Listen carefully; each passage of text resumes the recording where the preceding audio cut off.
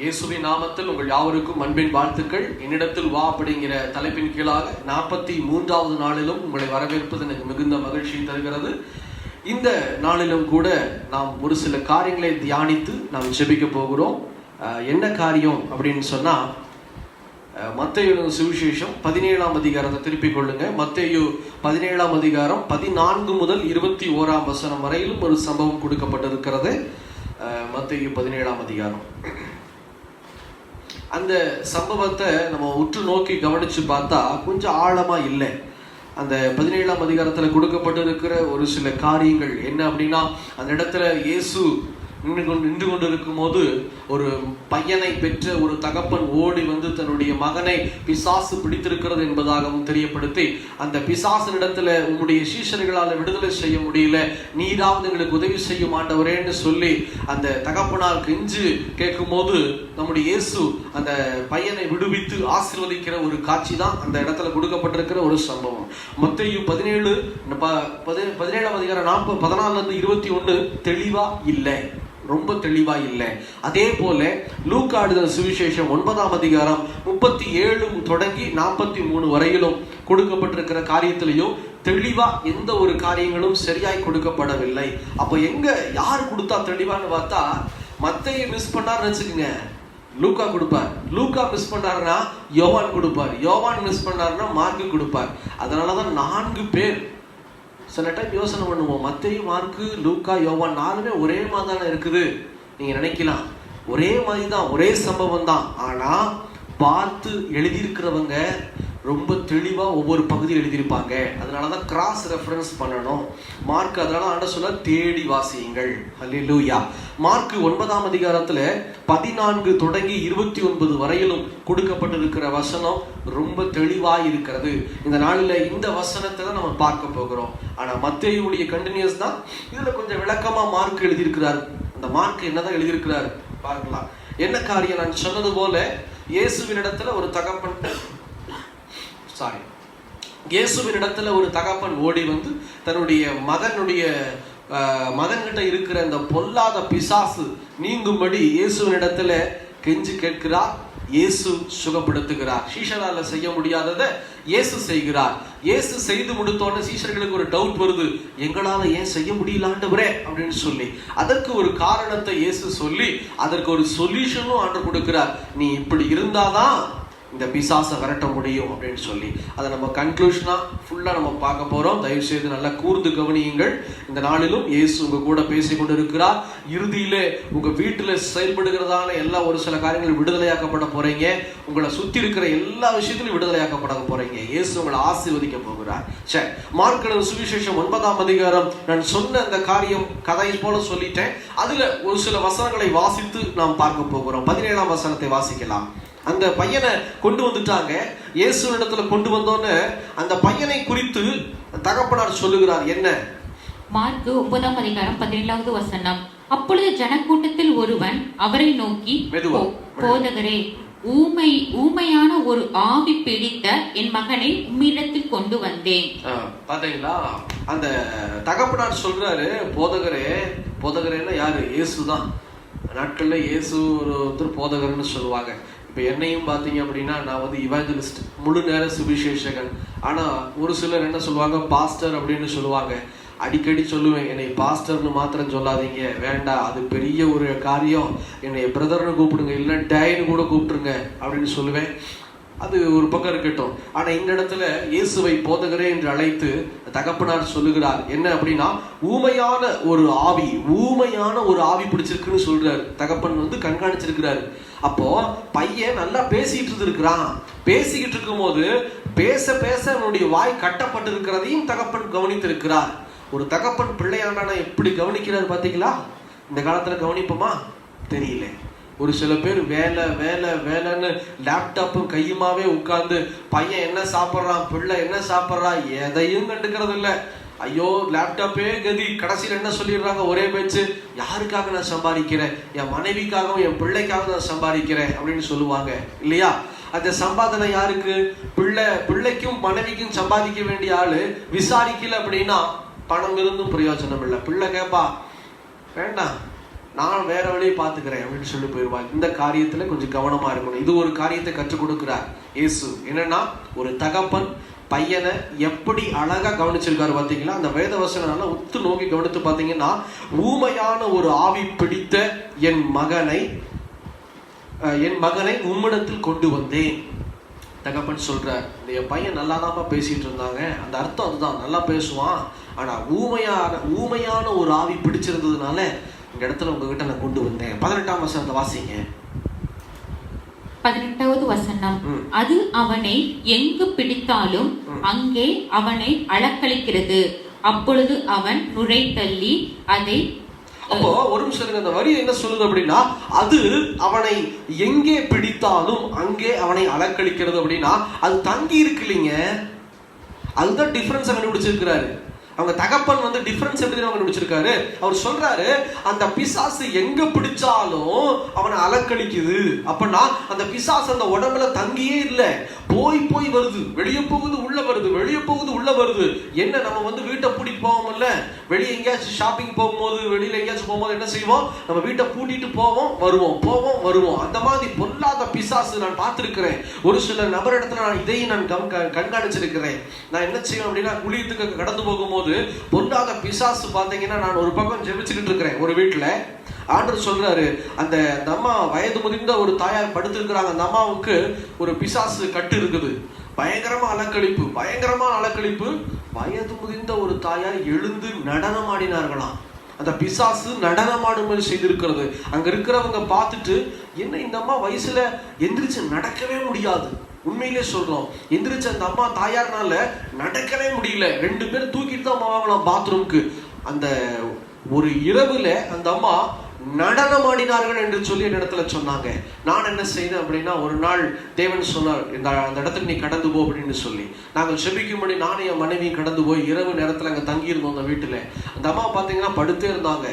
திடீர்னு எதிர்த்து உட்காந்துக்குவாங்க. திடீர்னு எதிர்த்து அந்த உடம்பு பார்த்தீங்கன்னு வச்சுக்கோங்களேன், என்ன சொல்லலாம், தோசை நான்ஸ்டிக் கல்லில் விளம்பரம் பார்த்துருக்கீங்களா? தோசையை ஊற்றி அப்படியே திருப்பி இப்படி போடுவாங்க. ரோஸ்ட் பார்த்துருக்கீங்கல்ல, ரோஸ்ட் சுட்டுட்டு அப்படியே ரோல் பண்ணுவாங்க. அந்த மாதிரி மடிச்சு வச்ச மாதிரி அந்த தாயார் திடீர்னு 12 மணிக்கு மேலே படுத்துட்டு இருந்தவங்க நான் பார்த்துட்டே இருக்கிறேன். ஜெபம் பண்ணிட்டு உட்காந்து பார்த்துட்டே இருக்கிறோம் இரவு வேளையில.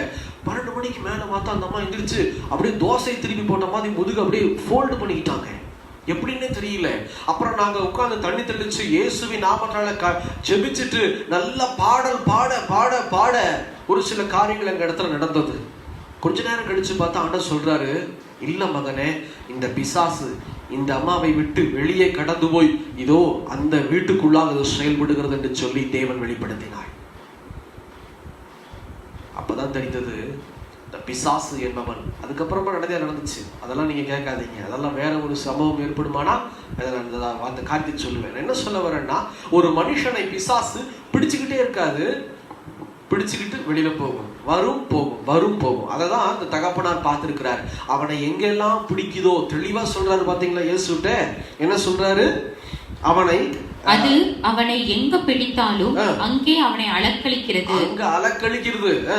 அப்பொழுது அவன் நுரை தள்ளி கடித்து சோர்ந்து போகிறான். அது நம்மால என்ன சொல்லுவாங்க, உடனே ஃபிக்ஸ் வந்துருச்சு. நாட்களிலே தகப்பன் கவனிப்பை பாருங்க, அழகு. அதை பல்லை கடித்து சோர்ந்து போகிறான். அதை துரத்தி விடும்படி உம்முடைய சீஷரிடத்தில் கேட்டேன், அவர்களால் கூடாமற் போயிற்று என்றான். இதை கேட்ட மாத்திரத்துல இயேசுக்கு கோபம் வருது. என்ன தெரியுமா, ஏன் தெரியுமா, என்னப்பா இத்தனை நாள் என் கூட இருக்கிறீங்க, அற்புதத்தையும் அதிசயத்தையும் நான் செய்கிறத நீங்க பாக்குறீங்க, நான் செய்வது மாத்திரம் இல்லாம இதோ அப்பத்தை பெற்று உங்க கையில தான் கொடுத்தேன், நீங்க விசுவாசிச்சு அத்தனை ஜனங்களுக்கும் நீங்க தான்ப்பா போஷணை கொடுத்தீங்க, நான் கொடுக்கல, நீங்க விசுவாசிச்சீங்க, உங்க கையினால பிட்டு கொடுத்தீங்க. அப்படிலாம் இருக்கும்போது ஏன் ஒவ்வொரு நொடியும் உங்க விசுவாசம் டவுன் ஆகுது? அதுதான் ஆண்டவர் இடத்துல காண்பிக்கிறார். 19ஆம் வசனத்தை வாசிக்க கேட்கலாம். அவர் பிரதியுத்தரமாக, விசுவாசம் இல்லாத சந்ததியே, சீஷர்களை பார்த்து சொல்லுகிற வார்த்தை இது, எதுவரைக்கும் நான் உங்களோட இருப்பேன், எதுவரைக்கும் உங்களிடத்தில் பொறுமையாய் இருப்பேன், அவனை என்னிடத்தில் கொண்டு வாருங்கள் என்றார். ஆமா, ஆண்டவராகிய கர்த்தர் இடத்துல சீஷர்களை பார்த்து சொல்லுகிறார் என்ன அப்படின்னா, விசுவாசம் இல்லாத ஒரு சந்ததியே, எதுவரைக்கும் நான் உங்களோடு இருப்பேன், எதுவரைக்கும் உங்களிடத்தில் பொறுமையாய் இருப்பேன், அவனை என்னிடத்தில் கொண்டு வாருங்கள். கோபப்படுகிறதை பார்க்கிறோம். ஏன் தெரியுமா? அத்தனை காரியத்தையும் சீஷர்களுக்கு கற்றுக் கொடுத்திருக்கிறார். அவர் சீஷர்களுடைய கண்களுக்கு முன்பாக டெமோ அப்படின்னு சொல்ற வகையில ஒரு நல்ல எக்ஸ்பெரிமெண்ட் பண்ணி காமிச்சிருக்கிறார். பொல்லாத பிசாசுகள் அதட்டி இருக்கிறார், பொல்லாத பிசாசுகளை துரத்தியும் இருக்கிறார். அப்படிப்பட்ட நிலைமையில கூட சீஷரிடத்துல விசுவாசம் நிலைச்சு நிக்கல. ரைஸ் ஆகுது, டவுன் ஆகுது, ரைஸ் ஆகுது, டவுன் ஆகுது. அப்படிப்பட்ட விசுவாசம் தேவனுக்கு விருப்பம் இல்லாதது. அதுதான் ஆண்டவர் கடிந்து கொள்ளுகிறார். எம்மட்டும் உங்க கூட நான் இருப்பேன், உங்க கூட எத்தனை நாள் வரைக்கும் நான் இருப்பேன், நான் வந்த காரியமே வேற, உங்களை எழுப்பி விட்டுட்டு நான் போயிடணும் அப்படின்னு சொல்லி இயேசு சொல்றார். அப்படிதான் இன்னைக்கு கூட நிறைய பேர் என்ன தெரியுமா செய்யறோம்? ஜெபத்துல நீங்க நிக்கிறது கிடையாது, மற்றவர்களையே சார்ந்து இருக்கிறீங்க. உங்க பாஸ்டரையே நீங்க சார்ந்து இருக்கிறீங்க, உங்களுக்கு கொடுக்கப்பட்டிருக்கிற ஊழியக்காரரையே நீங்க சார்ந்து நிக்கிறீங்க. அது முற்றிலும் தவறு. என்ன செய்யணும்? என் பாஸ்டர்ட்ட பேசுறவர் என் கூட பேச மாட்டாரா? ஒரு வைராக்கியம் இருக்கணும். ஆரம்ப நாட்கள்ல, நான் ரட்சிக்கப்பட்ட ஆரம்ப நாட்களில் என்னை ஒரு சில பேர் கைட் பண்ணாங்க. ஒரு நல்ல நண்பர் என்னை கைட் பண்ணாரு. அது மாத்திரம் இல்லாமல் ஒரு சில ஊழியக்காரங்க எனக்கு துணையாக இருந்தாங்க. அதுக்கப்புறம் அதையெல்லாம் பார்க்கும்போது எனக்குள்ள ஒரு வைராக்கியம் வந்தது. என்னன்னா, என் நண்பனிடத்துல பேசுகிற இந்த இயேசு என்கிட்ட பேச மாட்டாரா? என்னை நடத்துகிற ஊழியக்காரனிடத்துல பேசுகிற இந்த இயேசு என்கிட்ட பேச மாட்டாரா? பரவாயில்ல, அவங்களை எல்லாம் நான் துண்டிச்சேன். வேண்டாம் வேண்டாம், யார்கிட்டையும் நான் கேட்க மாட்டேன், உம்மிடத்துல கேட்பேன். நீ தான் பேசணும் ஆண்டவரே, நீங்க தான் பேசணும் ஆண்டவரே. இந்த நாள் வரையிலும் இயேசு என்னோடு கூட பேசிக்கொண்டே இருக்கிறார். எனக்கு தெரிந்த ஒரு நபர் இருக்கிறாங்க.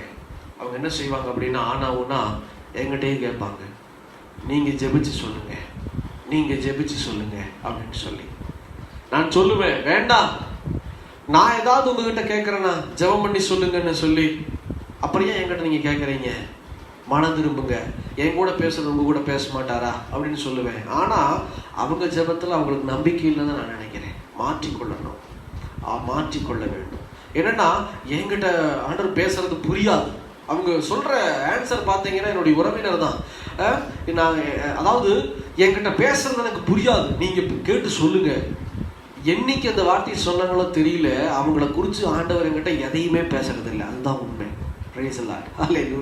அவங்களை குறித்து ஒரு வார்த்தை ஆண்டவர் பேச மாட்டார். முக்கியமான காரியமா இருந்தாமா தான் சொல்லுவார் ஆண்டவர். என்னன்னா, இதோ அந்த நபரை கூட்டி கொண்டு உட்கார வச்சு ஜெபம் செய்ய, நான் உன்னோடு கூட பேசுவேன் அப்படின்னு சொல்லி அந்த நாட்களில் மட்டும்தான் தேவன் பேசுகிறதை பார்த்திருக்கிறேன். அதனால நம்ம என்ன செய்யணும்? நம்ம ஜெபிக்கணும். ஆண்டவர் சொல்றார், உன் விசுவாசம் எங்க? வேதத்தை வாசிக்கிற உன் விசுவாசம் எங்கே? ஜெபிக்கிற பிள்ளையே, உன் விசுவாசம் எங்கே? வேதத்தை தூக்கிட்டு தேவாலயத்துக்கு போறீங்க, உன் விசுவாசம் எங்க இருக்குது? அதான் ஆண்டவர் சொல்றாரு, உன் விசுவாசம் எங்கே? உனக்குள்ள விசுவாசம் இல்லைன்னா கிரியை நடக்காது. உன்னுடைய செத்த விசுவாசம் தேவனுக்கு தேவையில்லை. உன்னுடைய விசுவாசத்தை நீ வெளிப்படுத்த வேண்டும். பொல்லாத பிசாசை நீ பார்த்தீனா விசுவாசத்தை வெளிப்படுத்து. எனக்குள்ள அவர் இருக்கிறாரு, பொல்லாத பிசாச சொல்லணும். பயப்படக்கூடாது, அஞ்சக்கூடாது. ஒரு சில இடங்களுக்கு நான் கடந்து போகும்போது இந்த தற்கொலையின் ஆவி, இந்த காரியம் சாப்டர் தான் வருது. ஒரு சில தற்கொலையின் ஆவிகளை கர்த்தர் காண்பிப்பார். அந்த மனுஷனுக்குள்ளாக அந்த தற்கொலையின் ஆவிதான் உள்ள செயல்பட்டு கொண்டு இருக்கும். ஆனா வெளியே தெரியவே தெரியாது. நிறைய காரியங்கள் இருக்கும். ஜெபம் பண்ணும்போது அந்த பொல்லாத ஆவியை கர்த்தர் காண்பிப்பார். நான் போய் கேட்பேன், இந்த மாதிரி இந்த தாயார், இந்த சகோதரி, இந்த சகோதரன் இந்த மாதிரி செயல்பட்டு இருக்கிறாங்களான்னு கேட்கும் போது அவங்க அப்பதான் சொல்லுவாங்க, ஆமா இந்த மாதிரி காரியம் நடந்தது, நான் அசால்ட்டா விட்டுட்டேன். அவங்க திடீர்னு குதிக்க பார்த்தாங்க, அதை பண்ண பார்த்தாங்க, இதை பண்ண பார்த்தாங்கன்னு சொல்லுவாங்க. ஆனா அது அவங்களுக்கு பெருசா தெரியாது, அசால்ட்டா இருக்கும். ஆனா அந்த மனுஷனுக்கு பின்னாடி செயல்படுகிறது தெரியுமா? தற்கொலையின் ஆவி. அந்த தற்கொலையின் ஆவியை பார்த்து கர்த்தர் எனக்கு காண்பிக்கும் போது, அந்த மனுஷனுக்காக ஜெபிக்கும் போது ஒரு நொடி எனக்கு அப்படியே சிலுத்துது, பயம் ஏற்பட்டது. பயங்கரமா எனக்கு ரொம்ப பயமா இருந்தது. ஆனா ஆண்டவர் சொன்னார், மகனே பயப்படாத, உபவாசம் பண்ணு, ஜெபம் பண்ணு, என் சமூகத்தை தேடு, உனக்குள்ள நான் இருக்கிறேன், நீ போவ அப்படின்னு சொல்லி. அதுக்கப்புறமா அந்த இடத்துக்கு நான் கடந்து போன போது பொல்லாத ஆவி வெளியேறியது. கோயம்புத்தூர் பக்கத்துல அந்த இடம், போத்தனூருக்கு அருகாமையில் அந்த இடம், அந்த இடத்தினுடைய ஊரினுடைய பேரை நான் மறந்துட்டேன். கரெக்டா ஞாபகம் வரல, அது கோயம்புத்தூர் மாவட்டம் போத்தனூர் பக்கத்துல. ஆண்டவர் சொன்னார், உன் மனைவியை கூட்டி கொண்டு போகாத, வேண்டாம் நீ போ அப்படின்னு சொல்லி. எனக்கு ஒரு ஊழியக்காரமா ஆண்டவர் கொடுத்திருந்தார் பல்லடத்துல இருந்து. என்ன செஞ்சேன், உடனே அங்க போய் என்னுடைய பைக்ல போய் அருமையான இந்த தாயாரை கூட்டி கொண்டு போய் அவங்களும் நானும் அங்க போய் ஜெபிச்சோம். பொல்லாத கட்டுகள் அவிழ்க்கப்பட்டது, பொல்லாத சாத்தான் தள்ளப்பட்டு போனான். இன்னைக்கு அந்த குடும்பம் ஆசீர்வாதமா இருக்கிறது தெரியுமா? பொல்லாத பிசாசு சொந்த மனைவி, அதாவது சொந்த கணவனை அந்த மனைவி சாகடிக்கும்படி திட்டமிட்டு இருந்தாள். அது பார்த்தா அந்த தகுடு எங்கெங்கெல்லாம் இருக்குதான். அந்த கணவர் சொல்றாரு, பாஸ்டர் ஐயோ என் மனைவி எனக்கு இப்படி செய்வாளான்னு தெரியல பாஸ்டர். இதோ இங்க பாருங்க, தலகாணி கடியில தகுடு வச்சிருக்கிறா, என்னுடைய பெட்டு கடியில தகுடு வச்சிருக்கிறா, என் துணி கடியில தகுடு வச்சிருக்கிறா, அத்தனையும் தகுடு.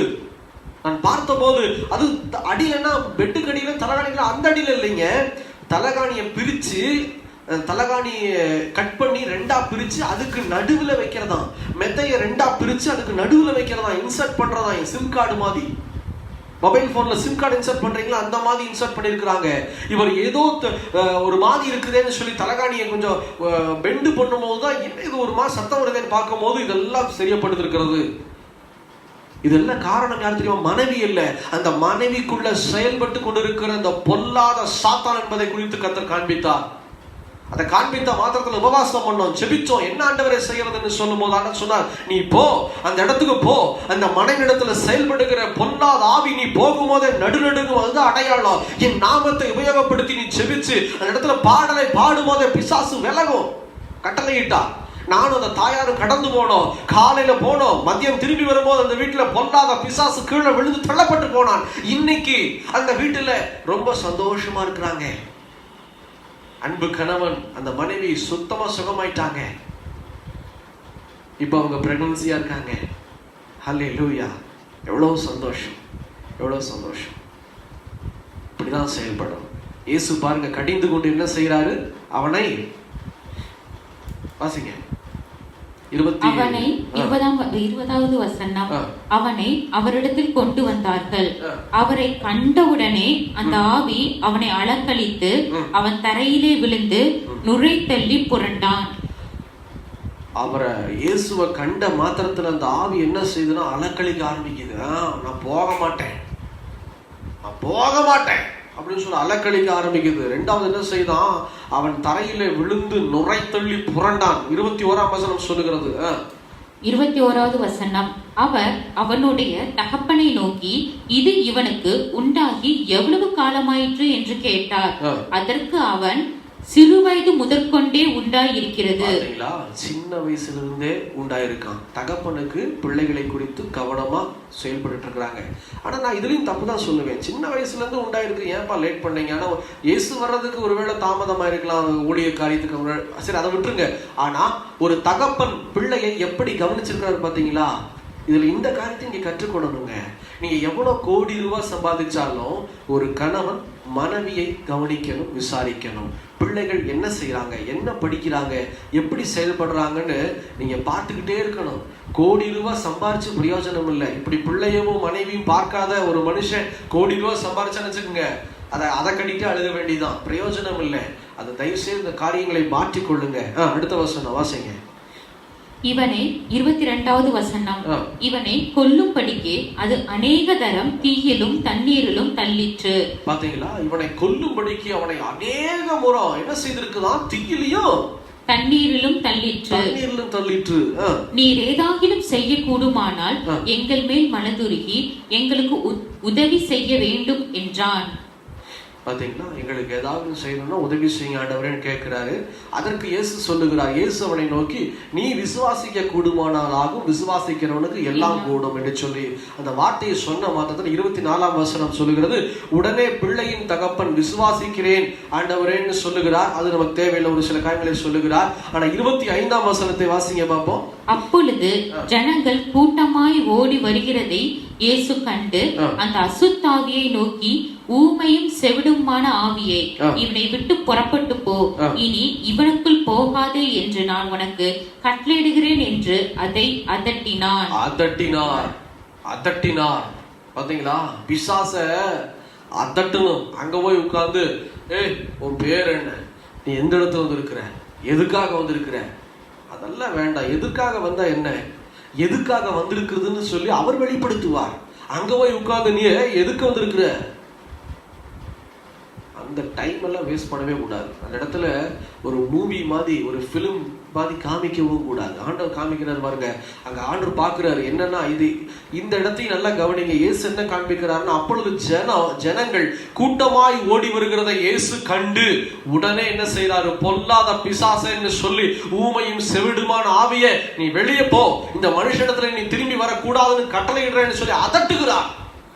ஏன் அதட்டணும், எதற்காக அதட்டணும் பார்க்கிறாரு. ஐயோ அங்க இருக்கிற ஜனங்கள் எல்லாம் ஓடி வராங்க, அவங்களுக்கு முன்னாடி நான் மகிமைப்படக்கூடாது, என் பிதாவாகிய தேவன் மாத்திரம் மகிமைப்பட வேண்டும் என்று சொல்லி அவர் அதட்டினார். அருமையான பகுதி. ஏதோ பிசாச விரட்டுறாருன்னு பார்க்காதீங்க. இந்த இடத்துல தகப்பனுடைய செயல்பாடை பார்த்தோம். இரண்டாவது இயேசு கிறிஸ்துவனுடைய செயல்பாடையும் பார்த்திருக்கிறோம். அப்ப ஊழியக்காரங்க எப்படி தெரியுமா இருக்கணும், ஜனங்க எல்லாரும் அப்படியே பயங்கர கூட்டமா இருக்காங்கன்னா அந்த இடத்துல வச்சு அந்த பிசாச தள்ளு நினைக்க கூடாது. டைவர்ட் பண்ணிடுவான் பொல்லாத பிசாசு கூட்டத்துல. அது என்ன சொல்லுவாங்க, கூட்டத்தோட கோயிந்தா போடுறோம்னு சொல்லுவாங்கல்ல, பிசாசுக்கு அதுதான் வேலை. ஆண்டவர் பார்த்தாரு, ஜனங்க வர்றதுக்கு முன்னாடி இவனை விரட்டிடணும்னு விரட்டினாராம். என்ன நடந்துச்சு விரட்டினோன்னு? அப்பொழுது 26வது வசனம், அப்பொழுது அது சத்தமிட்டு அவனை மிகவும் அலக்கழித்து புறப்பட்டு போயிற்று.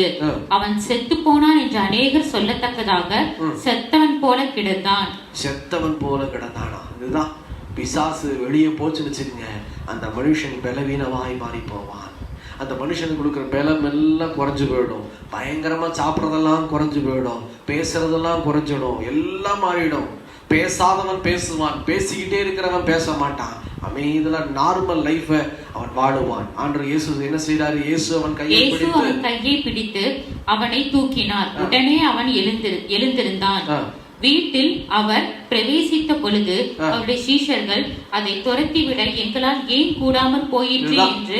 ஏன் ஆண்டவரை எங்களால கூடல? சீஷர்கள் கேட்கிறாங்க, ஏன் ஆண்டவரை எங்களால மாத்திரம் இதை செய்ய முடியல, உம்மோடு கூட இருக்கிறோமே, உம்மை நாங்க விசுவாசிக்கிறோமே, இந்த வார்த்தையெல்லாம் பார்க்கிறோமே, எங்களால ஏன் செய்ய முடியல அப்படின்னு சொல்லும் போது, நீ என்னதான் விசுவாசித்தாலும் ஒரு சில காரியங்கள் தேவைப்படுகிறது இப்படிப்பட்ட பொல்லாத சாத்தான விரட்டுறதுக்கு. அது என்ன? கன்க்ளூஷன் 29வது வசனம், அதற்கு அவர், இவ்வகை பிசாசு ஜெபத்தினாலும் உபவாசத்தினாலுமே அன்றி மற்ற விதத்திலும் புறப்பட்டு போகாது என்றார். ஆமா, இவ்வகை பிசாசு ஜெபத்தினாலும் உபவாசத்தினாலும் அன்றி வேற எந்த வகையிலும் இந்த பிசாசு புறப்பட்டு போகாது. அப்ப இயேசு என்ன செய்யறார், எப்படிப்பட்ட ஒரு வாழ்க்கையை வாழ்றாரு நல்லா பாத்தீங்களா? பெருமை இல்லாத ஒரு வாழ்க்கையை இயேசு வாழுகிறார். மற்றவர்களுக்கு முன்பாக நான் செய்ய போறத பாருங்க பாருங்க பாருங்க பாருங்கன்னு சொல்லி காமிக்காத ஒரு வாழ்க்கையை இயேசு வாழ்ந்தார். இரண்டாவது, இந்த வேதவசனம் சொல்லுகிறது, ஜெபத்தினாலும் உபவாசத்தினாலும் உள்ள ஒரு விசுவாசம், ஆண்டவருக்குள்ள பயங்கர விசுவாசம் இருக்குது. இரண்டாவது, அவர் உபவாசத்தோடு இருக்கிறார், ஜெபத்திலேயே இருக்கிறாரு. அப்படிப்பட்ட வேலையில தான் பிசாசுனால நிக்க முடியல. அப்ப என்ன செய்யணும், நம்ம பொல்லாத பிசாசு இருக்குமானா என்ன செய்யணும்? ஃபாஸ்டிங் பண்ணணும். முதல்ல நல்லா சாப்பிட்டுட்டு நிக்க கூடாது. ஹல்லேலூயா. சாப்பிட்டு அப்படியே கம்பீரமா நின்னோம்னா வேலையாகாது. என்ன செய்யணும்? ஃபாஸ்டிங்ல இருக்கணும். நல்ல ஃபாஸ்டிங்ல இருந்து உபவாசம் பண்ணி ஜெபம் பண்ணும் போது பிசாசு தள்ளுண்டு கீழே விழுந்து போவான். ஹல்லேலூயா. அதுதான் நடக்கும். என்னை ஒரு நாள் தாராபுரம் வரைக்கும் நான் போயிருந்தேன் ஊழியத்திற்காக. தாராபுரம் போயிட்டு அங்கிருந்து ஒரு வாலிப பையன் என்ன சொன்னான் அப்படின்னா, பிரதர், நான் தாராபுரத்தில் இருக்கும்போது நான் நல்லா இருக்கிறேன், ஆனா என்னுடைய சொந்த ஊர் சோமனூர் பகுதியில் ஒரு கிராமம். சோமனூர் பகுதியில் ஒரு கிராமம். அந்த கிராமத்துக்குள்ள போனோன்னு, எங்க வீட்டுக்குள்ள போனோன்னே என்னுடைய நிலை தடுமாறுகிறது. நான் யார்கிட்டையும் பேசவே மாட்டேங்கிறேன் எல்லாம் சொல்றாங்க. இங்க நல்லா நான் பேசுறேன், ஆனா அங்க போனா யாருக்கிட்டையும் நான் பேசவே மாட்டேங்கிறேன், ஒரு மூலையில போய் உட்கார்ந்துக்கிறேன்னு சொல்றாங்க பிரதர். ஒரு இருட்டு மூலையில போய் நான் உட்கார்ந்துக்கிறேன்னு சொல்றாங்க. அது மாத்திரம் இல்ல, எனக்குள்ள ஒரு பயம் இருக்குது. மூணாவதா, எதையாச்சும் இப்ப தண்ணி எல்லாம் பார்த்தோன்னா விழுந்துடணும்னு தோணுது, எங்கேயாச்சும் போய் விழுந்துடணும், ட்ரெயினை பார்த்தா விழுந்துடணும்னு தோணுது பிரதர். நான் எங்க ஊருக்கு போகவே பயமா இருக்குது பிரதர். ஆனா இப்ப நான் சூழ்நிலையில எங்க ஊருக்கு போக வேண்டிய கட்டாயத்துல இருக்கிறேன், என்ன செய்யறதுன்னு தெரியல பிரதர் அப்படின்னு சொன்னார் அந்த சகோதரன். நான் என்ன செஞ்சேன், அன்னைக்கு எனக்கு வந்து திருமணம் ஆகாத ஒரு நாள், நானும் ஒரு ஊழியக்காரரும் போயிருந்தோம். அந்த ஊழியக்காரர் வந்து எனக்கு கொஞ்சம் துணையாக இருந்தார் ஊழியத்துக்கு முன்பாக, அதாவது திருமணத்துக்கு முன்பாக. நானும் அந்த ஊழியக்காரரும் காரில் பிரயாணம் போட்டு போயிருந்தோம். அன்னைக்கு அந்த நாட்களில் ஒரு சில வருடங்களுக்கு முன்பாக நான் எஸ்டீம் கார் வைத்திருந்தேன். அந்த மாருதி எஸ்டீமில் என்ன செஞ்சோம் அப்படின்னா, ஆண்டவர் சொன்னார், மகனே இந்த பிசாசு இங்கே செயல்படாது, அந்த இடத்துல ஒரு சில காரியங்களை பொல்லாத பிசாசு கட்டி வச்சு அந்த இடத்துல ஒரு ஸ்தாபனம் என்ன சொல்றான், என்ன ஆண்டவர் சொன்னார்னா, ஸ்டேபிள் அப்படின்னு சொல்லுவாங்கல்ல, ஒரு நிலையை ஏற்படுத்தி இருக்கிறது. அதை என்ன மாதிரி சொல்லலாம் அப்படின்னா, அஸ்திபாரம். ரைட், அஸ்திபாரம் போட்டிருக்குது பிசாசு அவங்க வீட்டில். நீ என்ன செய்ய, இந்த பையனையே அங்கே கூட்டிட்டு போ, உபவாசத்தோடு போ, ஜெபத்தோடு கூட போ, விசுவாசமாயிரு, நான் சகலத்தையும் பார்த்துக்கொள்வேன் கர்த்தர் வாக்குறுதி கொடுத்தார். என்ன செஞ்சேன், அதுக்கப்புறமா என் கார்லேயே என்ன செஞ்சேன், அந்த பையனையும் அவங்க தகப்பன் தாயையும் கூட்டிட்டு நேராக அங்கே போனோம், சோமனூருக்கு. அவங்க சொன்னாங்க, வேண்டாம் பிரதர், சோமனூர் வேண்டாம் பிரதர், நான் போனால் நானா இருக்க மாட்டேன் பிரதர் அப்படின்னாரு தம்பி. நான் சொன்னேன், ஆண்டவர் இயேசு சொல்லிட்டாரப்பா, இன்னைக்கு உனக்கு ஒரு பெரிய விடுதலை இருக்குது, நீ பயப்படாத, இயேசு உன்னை விடுவிக்க போறாரு, நீ கலங்காத, ஆண்டவர் சொன்னாரு அதே இடத்துக்கு நீ கொண்டு போ, நான் அந்த பையனை விடுவிப்பேன்னு சொல்லுன்னு நான் சொல்லிட்டேன், நீ நம்புறியா, வா, இன்னைக்கு ஒரு பெரிய விடுதலை உண்டு. அவங்க தகப்பன் தாயிட்டையும் சொன்னேன், அவங்களும் சரிங்க நாங்கள் இயேசுவை நம்புறோம். ஒரு இந்து ஃபேமிலி தான், கிறிஸ்தவ ஃபேமிலி இல்லை, பக்கா ஹிந்து ஃபேமிலி. பக்கா ஹிந்து அப்படின்னா என்ன அர்த்தம்னா, முழுக்க முழுக்க இந்து சமயத்தை சேர்ந்தவர்கள், தவறா எடுத்துக்காதீங்க. அந்த இந்து சமயத்தை சேர்ந்த அருமையான அந்த குடும்பம் என்னை வாங்க சரி போலான்னாங்க. அவங்கள பின்னாடி உட்கார வச்சுட்டு அவங்க ஊருக்குள்ள கடந்து போகும்போது, ஊருக்கிட்ட சோமனூர் டச் பண்ணோனையே கொஞ்சம் உள்ள கிராமம், அந்த கிராமத்து சைட்ல ஒரு ரயில்வே ட்ராக் இருந்தது. ரயில்வே ட்ராக்கை தாண்டினோடனே பயங்கர காடு. நாங்கள் போய் சேரும் போதே வந்து தாராபுரத்துக்கு நான் போனதே மதியானம், அங்கே சோமனூர் போனது கிட்டத்தட்ட 5 மணி ஆயிடுச்சு, சாயந்தரம் வேலை, ரொம்ப இருட்டிடுச்சு, இடமே ரொம்ப பயங்கரமாக தான் இருந்தது. உள்ள நுழையும் போதே ஆண்டவர் சொன்னாரு, நல்ல ஜெபத்தோட போ, வானமண்டலத்தின் பொல்லாதாவையை கட்டிட்டு போ அப்படின்னு சொல்லி. நாங்கள் ஜெபம் பண்ணிட்டே என்னுடைய இருதயத்தில் ஜெபிச்சுக்கிட்டே ஆராதித்து கொண்டே உள்ள போனேன்.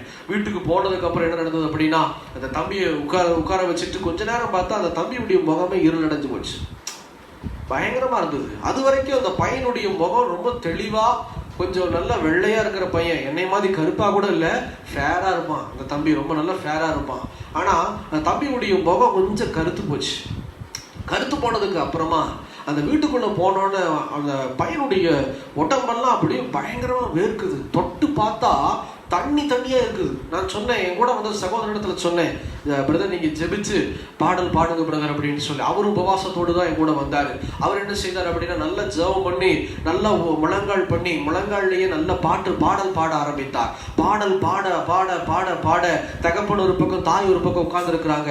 அந்த வீட்டை பூட்ட சொல்லிட்டேன், அந்த அறையை பூட்ட சொல்லிட்டு, அவங்க வீட்டினுடைய அறைகளை எல்லாம் பூட்டி கொண்டு, ஜன்னலெல்லாம் பூட்டிட்டு, லைட்டை மட்டும் போட்டுட்டு பார்த்தா அந்த பையன் மூலையில போய் குத்த வச்சு உட்கார்ந்துட்டான் தம்பி. இந்த ஊழியக்காரர் பாட பாட பாட அந்த ஆவினால செயல்பட முடியல. அப்படியே அந்த கொஞ்ச நேரம் அப்படி கீழே குமிஞ்சிருந்தது மௌனமா. கொஞ்சம் அடுத்த 2-3 பாட்டு வரும்போது அந்த பொல்லாத ஆவி அப்பதான் வெளிப்பட ஆரம்பித்தது. குமிந்திருந்த தலை அப்படியே மேல தூக்கி, கண்ணை ரெண்டையும் பார்த்தீங்கன்னா அப்படியே கோழி குண்டு மாதிரி விரிய ஆரம்பித்தது. நான் அதை பார்த்து கொஞ்சம் பயந்து போனேன். என்ன ஆண்டவரே இப்படி இருக்குதே அப்படின்னு சொல்லுமா. ஆண்டவர் சொன்னார், மகனே, உலகத்தில் இருப்பவனை காட்டிலும் உனக்குள்ள இருப்பவர் நான் மகா பெரியவராக இருக்கிறேன், நீ கலங்காத, நீ பயப்படாத, என் நாமத்தினால் அது விரட்டி விடுன்னு சொன்னார் ஆண்டவர். எழுந்து நடந்து போனேன். தண்ணி கொடுங்க அப்படின்னு சொல்லி கேட்டுட்டு தண்ணியில ஒரு ஜெப எண்ணெய், ஒரு சின்ன டிராப்பை, ஒரு சாதாரண தேங்காய் தான் அவங்க கொடுத்தாங்க, பேக்கெட் எண்ணெய.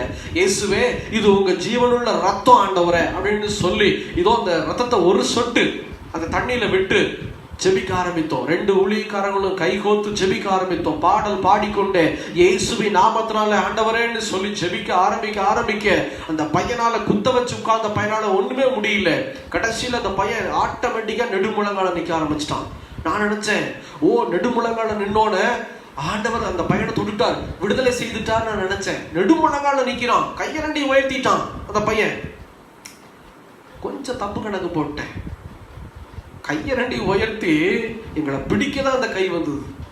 உண்மையிலேயே எங்களுக்கு அப்படியே 2 கை அந்த பையனுடைய கையை 2 கையும் பிடிக்கதான் எங்களுக்கு வந்திருக்குது. பொல்லாத பிசாசு இன்னும் உள்ள இருக்கான், வெளியே போகல. ஆண்டவர் சொன்னாரு, இயேசுவின் நாமத்தினால சொல்லி அவனுடைய சிரசின் மீது என்னுடைய ரத்தத்தை ஊத்து, தெளி, கட்டளையிட்டார் ஆண்டவர். அதே மாதிரி பொல்லாத பிசாசை கட்டி, இந்த பையனை கட்டி வச்சிருக்கிற பொல்லாத தற்கொலையின் ஆவி, ஆண்டவர் சொன்னார், தற்கொலை நாள் உள்ள செயல்படுது, அந்த ஆவியினுடைய பெயரை உச்சரிச்சு வெளியேற்று. இடத்துல பாருங்க, இயேசு சொல்லி இருக்கிறாரு, ஊமையும் செவிடுமான ஆவியே வெளியேறு. அந்த பலவீனத்தை கட்டி வச்சிருக்கிற பிசாச பெயர் சொல்லி வெளியேற்றுகிறார். அதே போலதான் சொன்னாரு, தற்கொலையின் ஆவி இந்த பையனிடத்துல செயல்படுகிறது, அதனால தற்கொலையின் ஆவின்னு சொல்லு அப்படின்னு சொன்னார் ஆண்டவர். அதே போல இயேசுவின் நாமத்தினால இதோ இந்த மகனுக்குள்ளாக செயல்பட்டு கொண்டிருக்கிற தற்கொலையின் ஆவியே நீ வெளியே வான்னு சொல்லி கட்டளையிட்டு அந்த தண்ணீரை எடுத்து அந்த தலையில தெளிக்கும் போது இந்த பையன் அப்படியே செவுத்த தொப்புன்னு விழுந்தான். விழுந்து கொஞ்ச நேரம் பார்த்தா பயந்துட்டேன். ஐயோ, அந்த பையனுடைய கையெல்லாம் தொட்டு பார்த்தா விறுவிறுன்னு இருக்குது. இந்த இறந்து போனா எப்படி இருக்கும் கை, விரைச்சு போய் அந்த மாதிரி அந்த பையனுடைய கை இருக்குது. ஊழியக்காரர் தொட்டு பார்த்துட்டு எழுப்புறாரு, பையன் எழும்பல. இந்த வசனம் தான் ஞாபகத்துக்கு வருது. அந்த கூட வந்த ஊழியக்காரர் எழுப்புறாரு, எழும்பவே இல்லை. அந்த பையன் அப்படியே கிடக்குறான். அவங்க அப்பா அம்மா தான் இந்து ஃபேமிலியாச்சே, இதெல்லாம் இப்ப வயதாகவும் தெரியாதாச்சே. அவங்க அப்பா ஒரு பக்கம் உத்து அந்த பையனையும் பார்க்கறாரு, என்னையும் பார்க்கறாரு. என்னமோ அவன் பண்ணிட்டான் போல இருக்கேன் வந்து அப்படின்னு. கொஞ்ச நேரம் கழித்து நான் ஜெபிச்சுக்கிட்டே இருந்தேன். ஆவியானவர் சொன்னாரு, ஒண்ணுமில்லை, மறுபடியும் இந்த தண்ணீரை என்னுடைய ரத்தத்தை எடுத்து முகத்துல இயேசுவின் ரத்தம்னு சொல்லி தெளிச்சு எழுப்பு அப்படின்னாரு. அந்த ஊழியக்காரன் நானும் என்ன தெரியுமா செய்தோம், உடனே அந்த ரத்தத்தை எடுத்து, ஆண்டவரே வானத்துக்கு நேராக ஏறெடுத்து, அந்த செம்ப வானத்துக்கு நேராக ஏறெடுத்து, ஆண்டவரே இது தண்ணீர் அல்ல, உடைய பரிசுத்தம் உள்ள ரத்தம், இயேசு கிறிஸ்துவின் ரத்தம் சகல பாவங்களை நீக்கி சுத்திகரிக்கும் என்று சொன்னீங்களா ஆண்டவரே என்று சொல்லி விசுவாசிக்கிறோம். உங்க ரத்தத்தின் வல்லமை விழுகட்டும் என்று சொல்லி இயேசுவின் ரத்தம் ஜெயம்னு சொல்லி தண்ணி தெளிச்சோம். பாருங்க, இந்த பையன் பல நாள், அதாவது ஒரு சில மனுஷனை கட்டி பெட்ல கட்டி போட்டு அந்த மனுஷன் அப்படியே அந்த கட்டி வச்சிருக்கிற காரியத்தை அப்படியே நம்பிட்டு வருவான்னு வச்சுக்கோங்க, அத்துக்கிட்டு வர்ற மாதிரி தான் வச்சுக்கோங்க, எப்படி இருப்பான் அந்த மாதிரி. அந்த பையன் அந்த நிலத்துல இருந்து கீழே தான் விழுந்து கிடக்குறான் தரையில. அந்த பையன் தண்ணி தெளிச்சோன்னே அப்படியே எந்திரிக்க முயற்சி செய்யறான், முடியல. அப்படியே கட்டுப்படுத்தி எந்திரிச்சு கடைசியில அந்த தண்ணி தெளிச்சு அடுத்த செகண்ட்ல 2வது தடவை தண்ணி தெளிக்கும் போது அவன் எந்திரிச்சான் பாருங்க டக்குன்னு.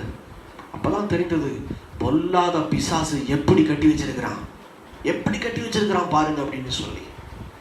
ஹல்லேலூயா. அந்த நாளிலே அந்த பையன் விடுதலையாக்கப்பட்டான். இயேசுனா யார் அப்படிங்கிறத சொல்லி அவங்க தகப்பனும் தாயும் பார்த்தார்கள். ஹல்லேலூயா. அவங்க சொன்னாங்க, திருப்பதிக்கு நாங்க போக வேண்டியது, நாங்க அங்க போக மாட்டோம். இயேசுனா யாருன்னு நாங்க தெரிஞ்சுக்கிட்டோம், நாங்க விசுவாசிக்கிறோம் அப்படின்னு சொல்லி அவங்க தன்னுடைய குடும்பத்தையே ஒப்பு கொடுத்தார்கள். இப்போ அதே பையனுக்கு கர்த்தராகிய தேவன் என் மூலமாக திருமணம் நடத்தி வைத்தார். என் திருமணத்துக்கு முன்பாக அதே பையனுக்கு திருமணம் நடத்தும்படி தேவன் கிருபை தந்தார். ஒரு பெண்ணை பார்த்து அந்த பெண்ணுடைய வீட்டுல பேசி அவங்க சொன்னாங்க, அந்த இடத்துல சொன்னாங்க என்னன்னா, பாஸ்டர் வராரு, அவர் பேசுனா ஓகே. அந்த பெண்ணுடைய தாயார் சொன்னாங்க, நீங்க சொல்றதுதான் நாங்க கேட்போம் அப்படின்னு. நான் சொன்னேன், இல்லை, அந்த இடத்துல பொல்லாத பிசாசு எனக்கு ஒரு வேட்டு வச்சிருந்தான். இல்லம்மா, தேவன் சொன்னா நான் சொல்றேன், இயேசுதான் எல்லாம், என்னை சொல்லக்கூடாது அப்படின்னு சொல்லும் போது அந்த பையனுக்கு அந்த பிள்ளையை கட்டி வைத்து இப்ப வரையிலும் அந்த தம்பி நல்லா இருக்கான், அருமையா இருக்கான். என்னுடைய திருமணத்திற்கு அவன் தான் வந்து கூட பிடிச்சது, என் கூடையே நின்னது, சகலத்திலும் என்னுடைய திருமணத்துல அந்த தம்பியும் அவனுடைய மனைவியும் தான் வந்து நிறைய உதவி செய்தார்கள். ஹல்லேலூயா. மறக்க முடியாத சம்பவம். இரவு 9 மணி ஆயிற்று, பொல்லாத பிசாசு வெளியேறுவதற்கு. அது வரைக்கும் என்ன செஞ்சுட்டு இருந்தோம், பாடல் பாடிட்டு இருந்தோம், டீ குடிச்சிட்டு இருந்தோம். அந்த பிசாசு விரட்டினதுக்கு அப்புறம் டீ குடிச்சிட்டு இருந்தோம். டீ குடிச்சுட்டு சொன்ன, சாப்பிடாத, இந்த காரியத்தை மாத்திரம் டீ கொடுத்தாங்கன்னா அறுதிட்டு நீ வெளியே கிளம்பிடுன்னு சொல்லி நாங்கள் வெளியே கிளம்பிட்டோம். அதே ஊர்ல அந்த பையன் நல்லா இருந்தான், சோமனூர்ல. இப்போ தாராபுர பகுதியில சுகமாய், இந்த பிசாசினுடைய தொந்தரவு இல்லாதபடிக்கு சுகமாய் இருக்கிறான். ஹல்லேலூயா. தேவன் இப்படிதாங்க விடுவிப்பார். பரலோக தேவன் இப்படிதான் விடுவிப்பார். விசுவாசம் இருக்கணும். நான் பயந்த நொடியில அவரை நீ விசுவாசத்தினால தூக்கினார். பயப்படாத, நான் உங்களோட இருக்கேன். அடி, இயேசுவின் நாமத்தினால. அடினா எங்க, முகத்துல அடிக்க சாட்டையில் அடிக்கிறது இல்ல, தண்ணீரை எடுத்து தெளி முகத்துல இயேசுவின் ரத்தம்னு சொல்லி அவர் எனக்கு கற்றுக் கொடுத்தார். இப்படி செய்த இந்த பையன் நல்லா இருந்தான். நீங்க என்ன செய்யணும்? நம்ம உங்க குடும்பத்துல, உங்க நண்பர்கள் மத்தியில, இல்ல அப்படின்னா உங்களுடைய அருகாமையில யாருக்காவது இந்த மாதிரி பிரச்சனை என்ன செய்யணும்? எனக்கு எங்க இயேசு இருக்கிறாரு, கவலைப்படாதீங்க, அவருடைய நாமத்தால விரட்டுறது ஓடும் சொல்லுவீங்களா சொல்ல மாட்டீங்களா? எத்தனை பேர் சொல்லுவீங்க? எத்தனை பேர் ஆயத்தமா இருக்கிறீங்க? இயேசு உங்க மூலமா மகிமைப்பட போகிறார்.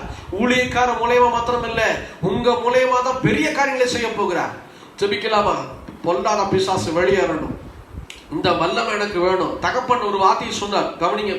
ஜெபிக்கிறதுக்கு முன்னாடி அந்த பையனுடைய தகப்பனார் இயேசு கிறிஸ்துவின் இடத்துல ஒரு காரியத்தை வேண்டினார். அந்த வார்த்தையை படிங்க பார்ப்போம். 24ஆம் வசனத்தை வாசிங்க. அது ரொம்ப முக்கியமான ஒரு வேண்டுதல். 24 இருந்தா டிஸ்ப்ளே பண்ணுங்க. 24வது வசனம்.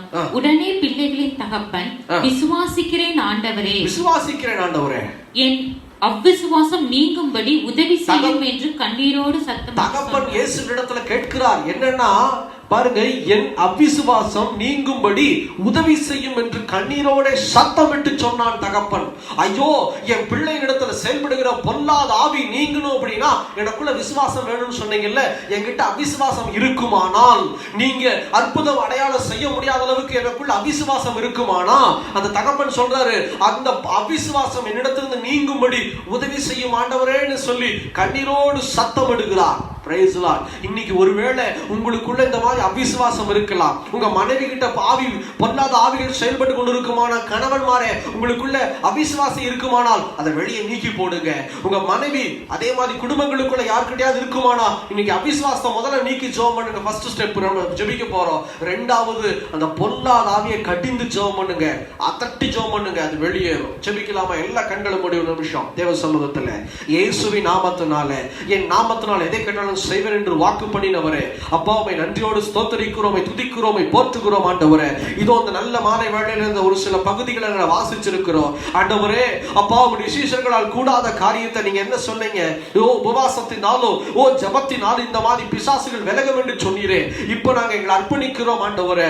பொல்லாத பிசாசு விலக கூடாதபடிக்கு எங்களுக்குள்ள அவிசுவாசம் இருக்குமானால், எங்க வீட்டுல செயல்படுகிற ஆவி விலகாதபடிக்கு, எங்க வீட்டினுடைய மனுஷனிடத்துல பொல்லாத ஆவி விலகாதபடிக்கு எங்களுக்குள்ள அவிசுவாசம் இருக்குமானா, அப்படிப்பட்ட அந்த அவிசுவாசம் இயேசுவின் நாமத்தில் எங்களை விட்டு வெளியேறுவதாக, எங்களை விட்டு நீங்குவதாக ஆண்டவரே. இதோ இரண்டாவது கட்டமா ஜெபிங்க இயேசுவின் நாமத்தினால. ஓ உங்க சொந்த வீட்டில் ஏதாவது ஒரு காரியம் இருக்குமானா, உங்க நண்பருடைய வீட்டில், அவங்க குடும்பத்துக்குள்ளாக இப்படிப்பட்ட பொல்லாத ஆவி கட்டி வச்சிருப்பான் ஒரு சில மனுஷர்களை. நல்ல கண்ணோக்கி பாரு, ஜெபம் பண்ணு, ஜெபம் பண்ணு, யுத்தம் பண்ணு. கொஞ்ச நேரம் தான் இயேசுவின் நாமத்தினால பொல்லாத ஆவி விழுக போகுது. பொல்லாத சாத்தான் கீழே தள்ளப்பட்டு போகிறான். ஓ இயேசுவின் நாமத்தினால ரைமாவா ஷகதன ஹது நிக்கபலவர தனி ஏக்கரா துர்ரமாலமாத ஹது நிக்கபரது ஹந்துரா. இயேசுவின் நாமத்தில் விடுதலை, விடுதலை உண்டாகட்டும். ரைமாலாரமா ஷபதன ஹது நிக்கபல ஹது நிமதன ஹது நக்கபா துர்ரமாலமாலமாத நீ ஹது நக்தன ஷபதன ஹது நிக்கபரமா. இயேசுவின் நாமத்தில் விடுதலை உண்டாகட்டும். இயேசுவின் இரத்தத்தினாலே கட்டுகளை அவிழ்க்கிறோம் ஆண்டவரே. ஓ ஹalleluya. மேரா ஹது நீ ஹது நக்கபலா துர்ரமாலமாலதலமாலமாலமா. ஓ இயேசுவின் நாமத்தில் கட்டுகள் அவிழ்க்கப்படுவதாக, அவிழ்க்கப்படுவதாக. செபிங்க, செபிங்க, விசுவாசத்தோடு கேளுங்க, விசுவாசத்தோடு கேளுங்க. உங்க பிசினஸ் பொல்லாத சாத்தான் கட்டி வச்சிருக்கிறானா, கட்டவிழ்த்து விடு, கட்டவிழ்த்து விடு மகளே, மகனே. இன்னைக்கு நீ ஜெபம் பண்ணு, என் பிசினஸ் கட்டி வச்சிருக்கிற பொல்லாத ஆவியே ஓ வெளியேறு இயேசுவின் நாமத்தில். பாதாளத்துக்குள்ள கடந்து போ. என்னுடைய வேலையை கட்டி வச்சிருக்கிற பொல்லாத சாத்தானே பாதாளத்துக்குள்ள கடந்து போன்னு சொல்லி ஜெபம் பண்ணுங்க. அதே போல சபையை கட்டி வச்சிருக்கிறியா? ஓ ஊழியத்தை கட்டி வச்சிருக்கிறியா? இல்ல மனுஷனை கட்டி வச்சிருக்கிறியா? பயத்தினால கட்டி வச்சிருக்கிறியா? ஓ பலவீனத்தினால கட்டி வச்சிருக்கிறியா? ஊமையினால கட்டி வச்சிருக்கிறியா? இயேசுவின் நாமத்தில் அந்த பலவீனத்தின் ஆவி வெளியேறுவதாக இயேசுவின் நாமத்தினால. ஓ ஷகரதரபதலபலபலை ஹந்தரா. ஓ வெளியேறட்டும், வெளியேறட்டும். செபிங்க, செபிங்க, செபிங்க. பொல்லாத சாத்தான் வெளியேறுகிறான் இயேசுவின் நாமத்தில். வெளியேறின பொல்லாத சாத்தானே, நீ ஒருபோதும் இந்த மனுஷனிடத்துல நெருங்காதபடிக்கு கட்டளை இடுகிறேன் இயேசுவின் நாமத்தில். வெளியேறின பொல்லாத சாத்தானே, நீ ஒருபோதும் இந்த வியாபார ஸ்தலத்துக்குள்ளாகவும், ஓ அவங்க வீட்டுக்குள்ளாகவும், அவங்க பயன்படுத்துகிற ஒரு பொருளின் மீது கூட ஆளுகை செய்யவோ திரும்ப வரவோ கூடாதபடிக்கு கட்டளையிட்டு ஜெபிக்கிறேன் இயேசுவின் நாமத்தில். கர்த்தாவே, இதுங்கள் ஜெபத்தை கேட்டபடினாலே ஸ்தோத்திரம் ஸ்தோத்திரம் ஸ்தோத்திரம். இந்த நாளினுடைய வேளையை ஆசீர்வதித்தீர்.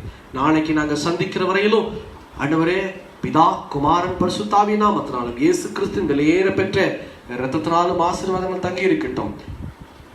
துதி கன மகிமை எல்லாம் இயேசு ராஜாவுக்கே என்று சொல்லி என்னை வெறுமையாக்குகிறேன், தாழ்த்துகிறோம். இயேசுவின் நாமத்தில் ஜெபிக்கிறோம் பிதாவே. ஆமென், ஆமென்.